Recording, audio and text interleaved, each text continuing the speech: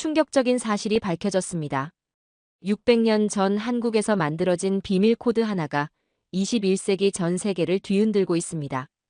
전문가들은 이건 단순한 트렌드가 아니라 인류 문명의 새로운 패러다임이라며 경악을 금치 못하고 있다고 하는데요. 도대체 한국에 무엇이 이런 세계적 파장을 일으킨 걸까요? 30년 경력의 BBC 저널리스트가 추적한 충격적인 진실, 지금 공개합니다. 푸른 하늘이 펼쳐진 인천국제공항. 긴 비행 끝에 한국 땅을 밟은 저는 잠시 숨을 고르며 주변을 둘러보았습니다.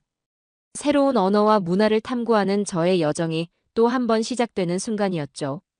저는 BBC 다큐멘터리 저널리스트로 30년 가까이 세계 곳곳을 누비며 독특한 문화와 언어를 취재해온 로라 그린입니다. 특히 언어가 품고 있는 깊은 문화적 맥락을 파헤치는 일을 즐기곤 하죠. 이번에는 독특한 언어 시리즈의 마지막 작품으로 한국어를 선택했고 오랜 기다림 끝에 드디어 이곳에 발을 디뎠죠. 지친 몸을 이끌고 입국장을 빠져나오자 커다란 한글 간판이 눈에 들어왔습니다. 반갑습니다. 환영의 메시지였지만 영어권에서 흔히 볼 수 있는 웰컴이 아닌 반갑다라는 표현이 사용된 것이 문득 호기심을 자극했죠. 이미 첫 순간부터 새로운 발견이 시작되고 있었습니다. 공항에서 나와 택시를 잡았고 나이가 지긋해 보이는 기사님이 반갑게 인사하며 문을 열어주셨죠.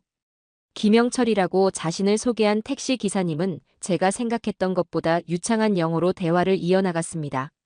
서울 도심으로 향하는 동안 김영철 기사님은 과거 국어 교사였다는 흥미로운 이야기를 들려주셨죠. 더운 날씨에 목이 말라 물병을 꺼내 마시고 있을 때였습니다. 김영철 기사님이 백미러로 저를 흘끗 보더니 웃으며 말씀하셨습니다. 물이 참 맛있죠? 그 순간 저는 의아했습니다.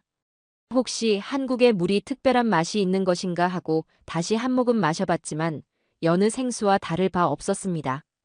이 물이 특별한가요?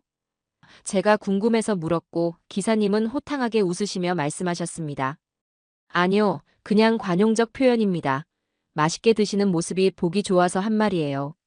제 얼굴에 의문이 가득했던 모양이었는지 김영철 기사님은 계속해서 설명했죠. 한국어에는 겉으로 드러난 의미와 실제 의도하는 의미가 다른 경우가 많아요. 우리는 이런 표현을 자연스럽게 사용하고 이해하죠. 호텔에 도착했을 때 저를 마중 나온 김윤호 PD가 반갑게 인사했습니다. 40대에 차분하고 꼼꼼해 보이는 그는 이번 취재를 총괄 지원해줄 분이었죠. 택시에서 내리며 김영철 기사님과의 대화를 전해주자 김윤호 PD는 미소를 지으며 고개를 끄덕였습니다. 한국어는 맥락에 따라 같은 말도 다른 의미를 가질 수 있어요. 물이 맛있다는 말은 단순한 관찰일 수도 있고 때로는 맛있게 먹는 모습이 보기 좋다는 의미일 수도 있죠. 이제 막 한국에 발을 디뎠을 뿐인데 벌써 언어의 미묘한 차이에 당황했습니다. 오랜 취재 경험으로 다양한 문화적 차이를 경험해왔지만 한국어의 중의적 표현은 예상치 못한 첫 번째 문화 충격이었죠. 김윤호 PD는 제 표정을 읽고 능숙하게 상황을 설명해 주었습니다. 국립국어원의 최근 연구에 따르면 인공지능 번역 모델도 한국어의 반어와 풍자를 60% 미만의 정확도로밖에 해석하지 못한다고 해요. 맥락과 뉘앙스를 반영하기가 그만큼 어렵거든요. 호텔 로비에 앉아 간단히 일정을 검토하면서 저는 문득 생각했습니다. 이곳에서의 취재가 평소보다 훨씬 흥미진진할 것 같다고 말이죠. 단순한 언어 탐구를 넘어 한국어가 품고 있는 깊은 문화적 층위를 발견하게 될 것이라는 예감이 들었습니다. 한국어라는 미지의 세계로 첫 발을 내디딘 저의 여정이 이제 막 시작되었죠. 아침 일찍 잠에서 깨어 창밖을 바라보니 서울의 활기찬 모습이 눈에 들어왔습니다. 오늘은 김윤호 PD와 함께 세종대왕 기념관을 방문하는 날이었죠. 세계 각국의 언어를 취재하면서도 한글만큼 체계적으로 창제된 문자는 보지 못했다는 말을 들었기에 기대가 컸습니다. 기념관에 도착하자 웅장한 건물이 저를 맞이했고 입구에서 우리를 기다리고 있던 해설사는 친절한 미소로 인사를 건넸죠. 내부로 들어서니 수많은 전시물이 정갈하게 배치되어 있었습니다. 한글의 역사가 고스란히 담겨 있는 공간이었죠. 이곳이 한글의 탄생지라고 할 수 있습니다. 해설사의 설명이 시작되었습니다. 1443년 세종대왕께서 백성들을 위해 한글을 창제하셨어요. 당시 어려운 한자를 배우지 못한 일반 백성들이 쉽게 문자를 익힐 수 있도록 자음 17개와 모음 11개로 과학적으로 설계하셨죠. 전시관을 천천히 둘러보며 훈민정음 해례본의 복제품을 마주했습니다. 그 앞에서 김윤호 PD가 자랑스러운 표정으로 말을 이어갔죠. 한글은 단순히 글자가 아니라 소리의 원리를 담고 있습니다. 자음은 발음기관의 모양을 본떠 만들었고, 모음은 하늘, 땅, 사람의 철학적 의미를 담고 있어요. 이렇게 과학적이면서도 철학적인 문자는 세계적으로도 드물죠. 저는 전시된 문서들을 유심히 살펴보았고, 정교하게 설계된 글자 하나하나에서 깊은 의미를 발견할 수 있었죠. 특히 자음의 모양이 실제 발음 기관을 형상화했다는 설명은 언어학자로서 매우 흥미로웠습니다. 유네스코에서는 한글의 우수성을 인정해 세종대왕 문해상을 제정했다고 들었어요. 제가 말하자 해설사의 얼굴에 뿌듯한 미소가 번졌습니다. 맞습니다. 1989년에 제정된 세종대왕 문해상은 세계 문해교육에 기여한 단체나 인물에게 수여하고 있어요. 한글 창제 정신을 높이 평가해 세종대왕이라는 명칭을 사용하게 된 거죠. 다음 전시실로 이동하자 더욱 흥미로운 사례가 기다리고 있었습니다. 인도네시아 찌아찌아족이 자신들의 언어를 한글로 표기한 자료였죠. 소멸 위기에 처한 언어를 보존하기 위해 한글을 차용한 사례였습니다. 정말 놀라운데요. 소멸 위기 언어를 한글로 기록해 보존한다니 상상도 못했어요. 저는 연신 감탄사를 내뱉었습니다. 김윤호 PD가 자랑스러운 미소를 지으며 덧붙였죠. 한국 사람들이 가장 자랑스럽게 생각하는 부분이기도 합니다. 한글은 어떤 소리도 정확하게 표현할 수 있어 다른 언어 표기에도 적합하거든요. 세종대왕의 초상화 앞에 서서 저는 잠시 생각에 잠겼습니다. 600년 전에 이렇게 과학적이고 체계적인 문자를 창제했다는 사실이 경이로웠죠. 그것도 위대한 왕이 직접 만들었다는 점이 놀라웠습니다. 세종대왕께서는 왜 이렇게 어려운 일을 직접 하셨나요? 제가 궁금해서 물었습니다. 해설사는 잠시 생각하더니 진지한 표정으로 대답했죠. 백성을 사랑하는 마음이었습니다.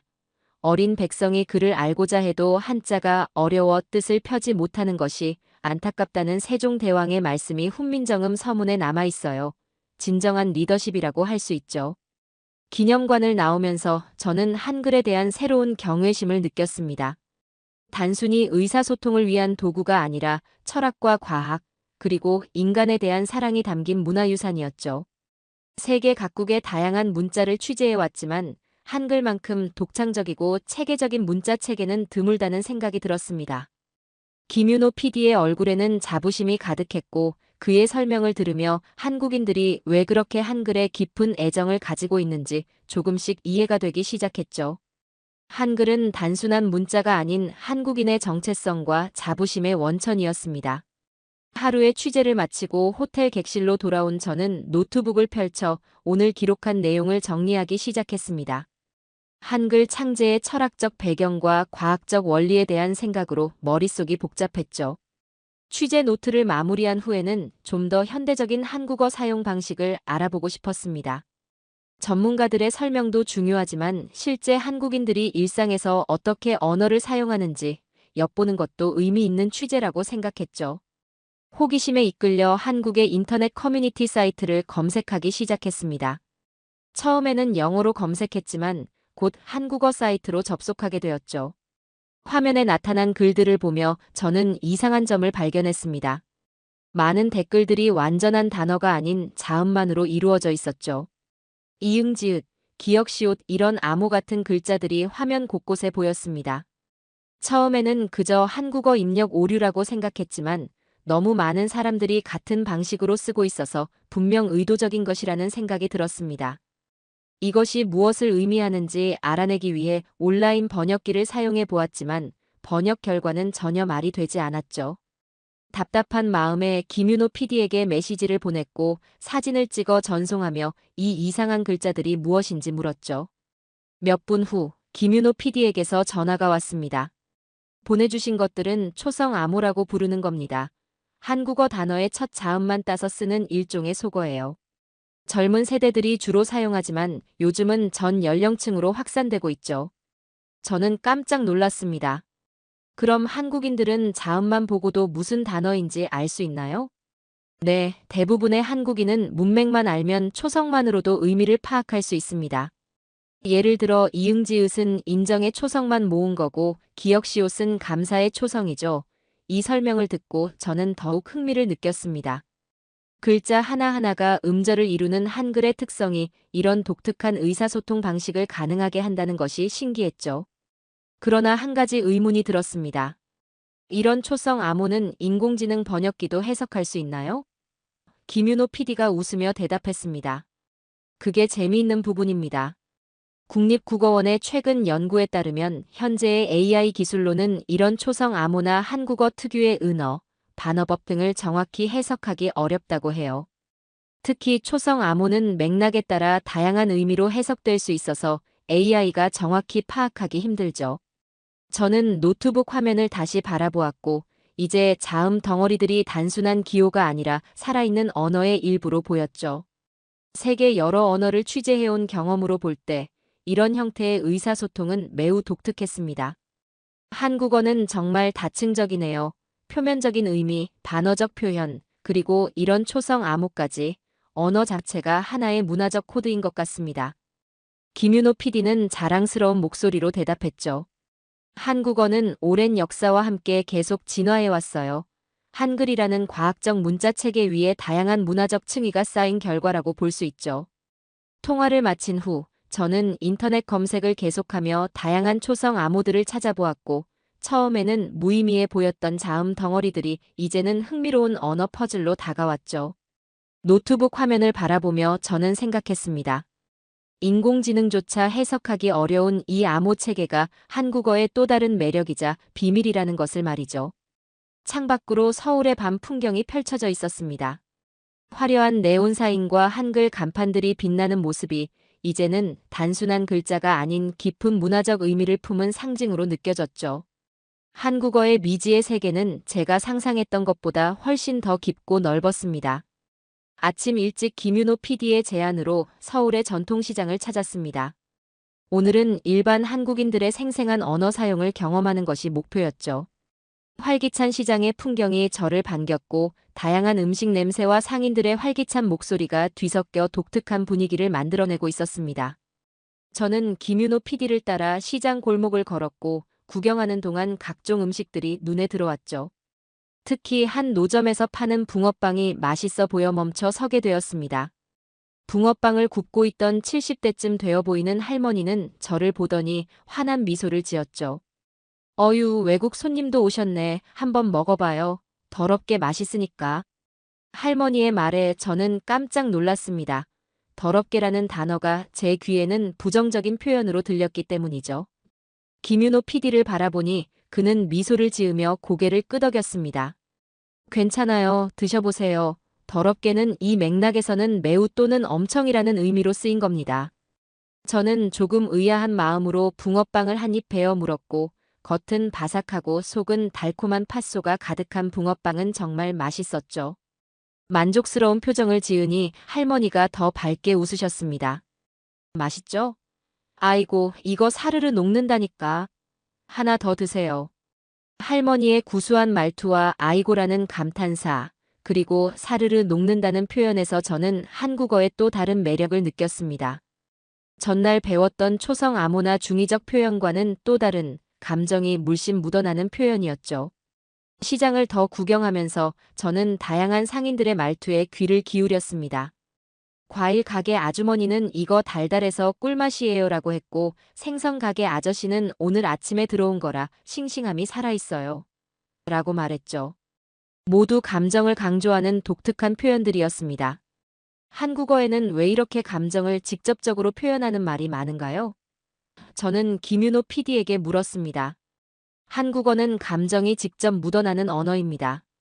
문화체육관광부의 국외 한국어 연구자 배우미음터 보고서에 따르면 외국인 연구자들이 한국어를 감정을 시각화한 듯한 언어라고 평가했다고 해요. 특히 감정 표현이 풍부하고 직관적이죠. 시장에서의 하루가 끝나갈 무렵 저는 한국어가 얼마나 감정이 풍부한 언어인지 깨닫게 되었습니다. 더럽게, 사르르, 아이고 같은 표현들은 단순한 단어가 아니라 감정과 정서가 담긴 문화적 코드였죠. 처음에는 충격으로 다가왔던 더럽게 맛있다라는 표현이 이제는 단순한 매우 맛있다보다 훨씬 생생하게 느껴졌습니다. 호텔로 돌아오는 길에 김윤호 PD가 말했습니다. 오늘 어땠어요? 한국어의 감정 표현에 대해 어느 정도 이해가 되셨나요? 저는 잠시 생각에 잠겼다가 대답했습니다. 네, 이제 조금 알 것 같아요. 한국어는 단순히 정보를 전달하는 도구가 아니라 감정을 공유하는 방식이라는 것을 말이죠. 이런 표현들이 외국인에게는 이해하기 어렵지만 바로 그 점이 한국어의 독특한 매력인 것 같습니다. 취재 일정이 중반에 접어들면서 저는 한국어의 또 다른 매력을 발견하게 되었습니다. 오늘은 김윤호 PD의 제안으로 다큐멘터리 촬영 허가를 받기 위해 관공서를 방문하게 되었죠. 서류 발급 과정에서 마주한 용어들이 저에게 또 다른 언어적 충격을 안겨주었습니다. 금주 내로 발급이 가능하고 차주에는 촬영 허가증도 함께 받으실 수 있습니다. 담당 공무원의 말에 저는 고개를 갸웃했습니다. 금주, 차주라는 단어들이 생소했기 때문이죠. 김윤호 PD가 제 표정을 보고 웃으며 설명해 주었습니다. 금주는 이번 주를, 차주는 다음 주를 뜻합니다. 한국어에는 이렇게 여러 글자로 된 의미를 두 글자로 압축해서 표현하는 경우가 많아요. 저는 흥미롭다는 듯 고개를 끄덕였습니다. 마치 약어 같군요. 영어에서 ASAP처럼 말이죠. 김윤호 PD는 고개를 저었습니다. 비슷하지만 조금 달라요. 한국어의 압축 표현은 단순한 약어가 아니라 한자어에서 의미를 함축적으로 가져온 경우가 많죠. 문장 전체의 의미를 함축적으로 담기도 하고요. 관공서를 나와 카페에 앉아 차를 마시며 김윤호 PD는 저에게 한국어의 압축적 표현들에 대해 더 자세히 설명해 주었습니다. 사자성어와 관용구, 축약어 등 다양한 예시를 들어주셨죠. 한국어에는 일석이조와 같은 사자성어가 많습니다. 한 번의 행동으로 두 가지 이득을 얻는다는 의미인데 네 글자의 깊은 뜻을 담고 있죠. 눈코 뜰 새 없다는 표현도 있는데 매우 바쁘다는 의미를 함축적으로 표현한 겁니다. 저는 메모장에 김윤호 PD가 설명해주는 표현들을 하나하나 적었고 한글의 구조적 특성이 이런 압축적 표현을 가능하게 한다는 점이 매우 흥미로웠죠. 그리고 토픽이라는 말도 들어보셨을 텐데 이건 테스트 어브 프로피션시 인 코리언의 약자인 TOPIK를 한국식으로 읽은 발음이에요. 한국어 능력 시험을 뜻하죠. 외국인들 사이에서도 널리 알려진 표현입니다. 런던에서도 한국어 배우는 사람들 사이에서 토픽 준비에 같은 말을 자주 들었어요. 시험 이름이 영어 약자였다는 건 처음 알았네요. 그런데 이렇게 압축된 표현이 많은 이유가 있나요? 김윤호 PD는 생각에 잠겼다가 천천히 대답했습니다. 아마도 효율성 때문이 아닐까 싶어요. 한국 사회는 빠르게 변화해왔고 언어도 그 속도에 맞춰 진화했다고 볼 수 있습니다. 최소한의 음절로 최대한의 의미를 전달하는 방식이 자연스럽게 발전한 거죠. 카페 창밖으로 바쁘게 오가는 서울 시민들을 바라보며 저는 생각에 잠겼습니다. 한국의 빠른 사회적 변화와 언어의 압축성 사이에는 분명 연관이 있어 보였죠. 실제로 해외 언어 학습 플랫폼 어메이징 토커의 설문 결과를 보면 외국인 학습자들이 한국어의 압축형 표현에 놀라움을 표현한다고 합니다. 한국어는 단어 하나로 문장 전체 효과를 내서 놀랍다는 의견이 많았죠. 저는 김윤호 PD의 말을 들으며 깊이 공감했습니다. 지금까지 세계 각국의 언어를 취재해왔지만 한국어처럼 효율적으로 의미를 압축하는 언어는 드물었기 때문이죠. 한글이라는 체계가 이런 압축적 표현을 가능하게 하는 것 같아요. 자음과 모음의 조합으로 다양한 음절을 만들고 그 음절들이 모여 의미를 형성하는 구조가 정말 흥미롭네요. 김윤호 PD는 미소를 지으며 고개를 끄덕였습니다. 맞습니다. 한글과 한국어는 일종의 생존형 언어라고 볼 수 있어요. 역사적으로 많은 도전과 변화 속에서도 효율적으로 발전해왔죠. 그래서 많은 외국인들이 요즘 토픽 시험에 도전하고 있는지도 모릅니다. 카페를 나서며 저는 오늘 배운 압축된 표현들을 머릿속으로 정리했습니다. 금주, 차주, 일석이조, 눈코 뜰 새 없다. 이러한 모든 표현들이 한국어의 효율성과 풍부함을 보여주는 증거였죠. 외국인인 제가 이해하기에는 복잡할 수 있지만 그 안에 담긴 문화적 지혜와 언어적 효율성은 정말 놀라웠습니다. 다음 날 아침 김윤호 PD는 저를 서울 시내의 한 대학교로 안내했고 오늘의 일정은 한국어를 배우는 외국인 학생들을 만나는 것이었죠. 캠퍼스에 도착하자 다양한 국적의 학생들이 한글로 된 책을 들고 분주히 오가는 모습이 눈에 들어왔고 저는 호기심 어린 눈으로 그들을 바라보았죠. 이곳은 대학에서 직접 운영하는 한국어 어학당입니다. 전 세계에서 온 학생들이 한국어를 배우고 있어요. 김윤호 PD가 설명했습니다. 어학당 입구에 들어서자 토픽 대비반 안내문이 눈에 띄었고 한국어 능력 시험을 준비하는 학생들로 북적이는 강의실로 향했죠. 강의실 안에는 프랑스, 일본, 인도, 미국 등 다양한 국적의 학생들이 진지하게 공부하고 있었습니다. 안녕하세요. 저는 BBC 다큐멘터리를 촬영 중인 로라 그린입니다. 간단히 자기소개를 하자 학생들이 호기심 어린 눈으로 저를 바라보았죠. 저는 이들에게 왜 한국어를 배우게 되었는지 물었고 프랑스에서 온 20대 여학생이 가장 먼저 손을 들었죠. SNS에서 한글 닉네임이 정말 인기가 많아요. 프랑스에서는 최근 3년간 한국어 수강생이 27배나 늘었다고 하고 저도 K-팝 팬이 되면서 한국어에 관심을 갖게 되었습니다. 그 옆에 앉은 일본인 학생도 말을 이었습니다. 저는 한국 기업에 취업하고 싶어서 한국어를 배우고 있습니다. 가장 놀라운 이야기는 인도에서 온 학생에게서 들었죠. 저는 네루 대학교 한국어학과를 나왔는데 저희 학교는 2024년 기준으로 경쟁률이 무려 3,300대 1이었어요. 그 해 전공 중에서 가장 높은 경쟁률이었다고 하더라고요. 정말 들어가기 힘들었습니다. 저는 깜짝 놀라 되물었습니다. 3,300대 1이라고요? 그렇게 높은 경쟁률이라니 믿기지 않네요. 이렇게 배우기 까다로운 언어인데도 왜 이렇게 인기가 많은 건가요? 학생들은 저마다의 이유를 설명했습니다.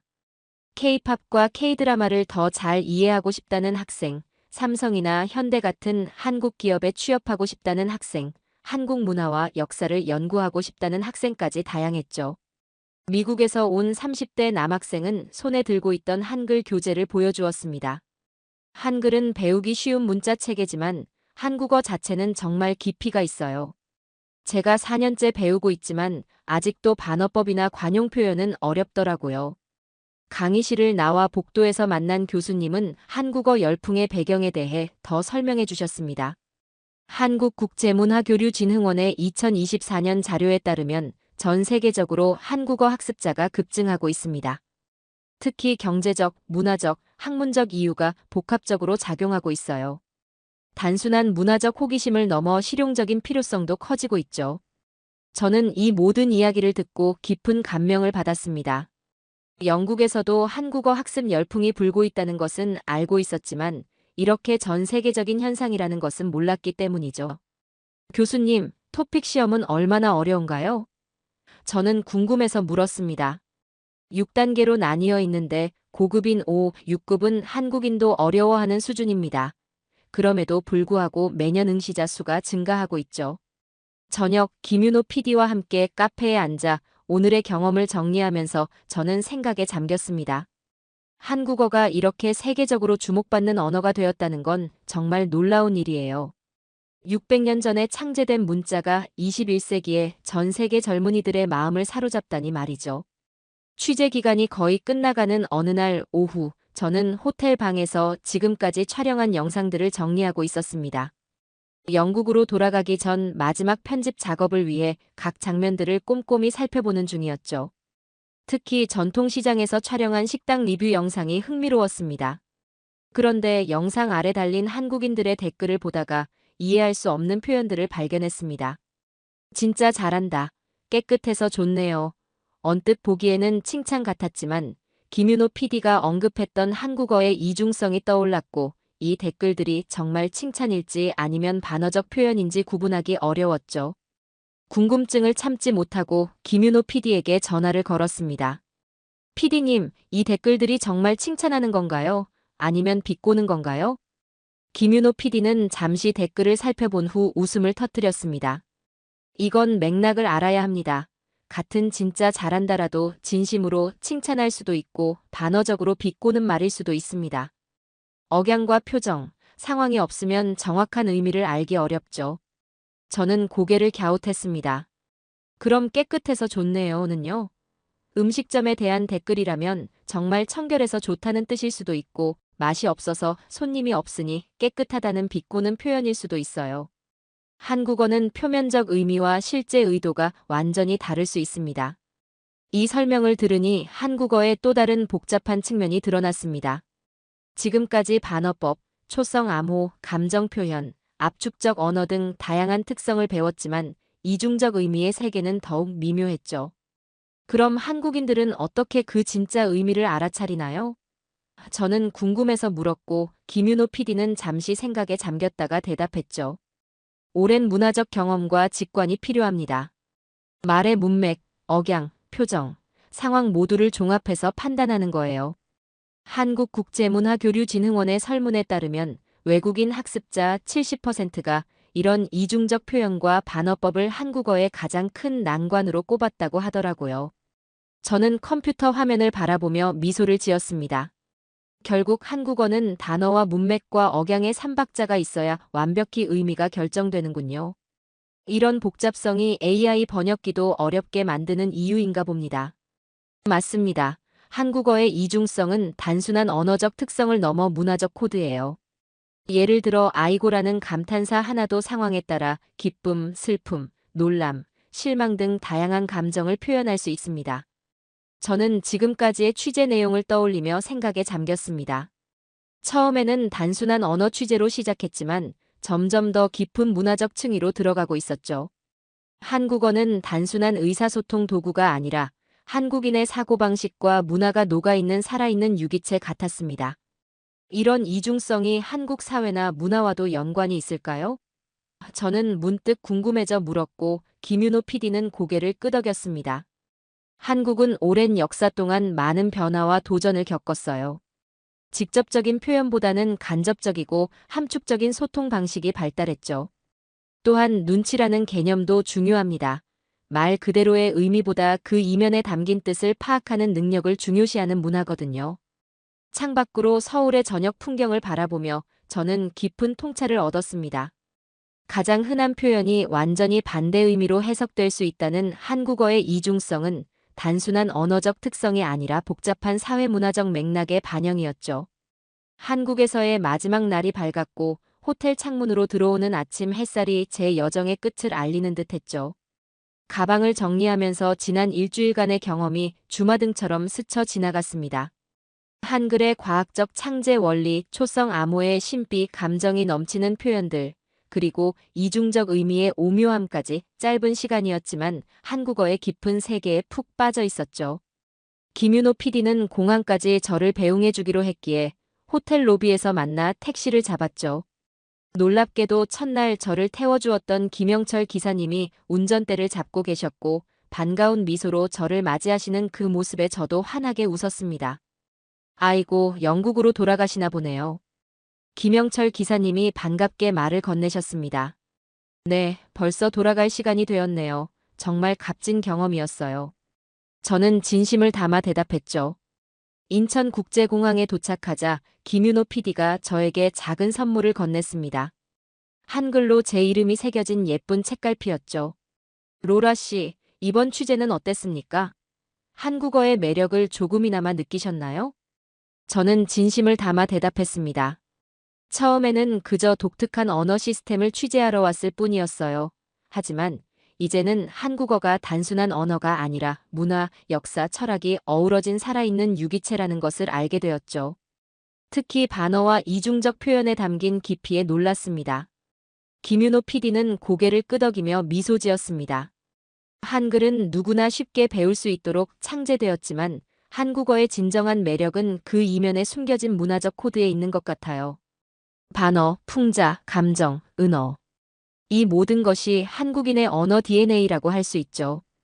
비행기 탑승 시간이 다가오자 저는 김윤호 PD와 작별 인사를 나누었고 그는 마지막으로 저에게 말했죠. 로라 씨의 다큐멘터리가 완성되면 꼭 보내주세요. 한국어의 매력이 전 세계에 전해지길 바랍니다. 탑승구로 향하면서 저는 마음속으로 이번 취재의 결론을 정리했습니다. 비행기에 오르고 창밖으로 점점 작아지는 한국의 풍경을 바라보며 저는 다큐멘터리의 마지막 내레이션을 떠올렸죠. 한글은 누구나 배우기 쉽도록 창제됐지만 반어, 풍자, 감정 등 한국인만의 언어 DNA가 얽혀 외국인은 수년을 공부해야 겨우 그 맛을 안다. 그래서 더 매력적이고 전 세계가 열광하는지도 모르겠다. 비행기가 하늘 높이 올라가면서 저는 생각했습니다. 한국어는 단순한 의사소통 도구를 넘어 세계를 바라보는 독특한 창이라고 말이죠. 그리고 그 창을 통해 보이는 세상은 더욱 풍요롭고 다채로웠습니다. 삼박자가 맞아야 진정한 의미가 드러나는 언어, 겉과 속이 다를 수 있는 표현. 이 모든 것이 한국어만의 독특한 매력이었습니다. 이제 저는 이 신비롭고 아름다운 언어의 세계를 전 세계 시청자들에게 소개할 준비가 되었습니다. 자, 오늘의 이야기는 여기까지입니다.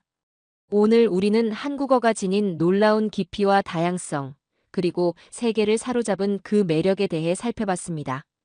훈민정음의 과학적 창제에서부터 AI도 해석하지 못하는 초성 암호, 감정이 물씬 묻어나는 표현, 이중적 의미의 오묘함까지 한국어는 단순한 언어가 아닌 600년의 역사와 문화가 살아 숨쉬는 독보적인 언어 DNA임을 확인했습니다. 앞으로도 한국어가 전 세계 사람들의 마음을 사로잡으며 또 다른 감동의 언어로 피어날 순간들을 함께 기대해 주세요. 오늘도 끝까지 함께 해주셔서 감사합니다. 재미있게 보셨다면 구독과 좋아요로 응원해 주세요. 다음에도 따뜻한 이야기로 찾아뵙겠습니다. 감사합니다.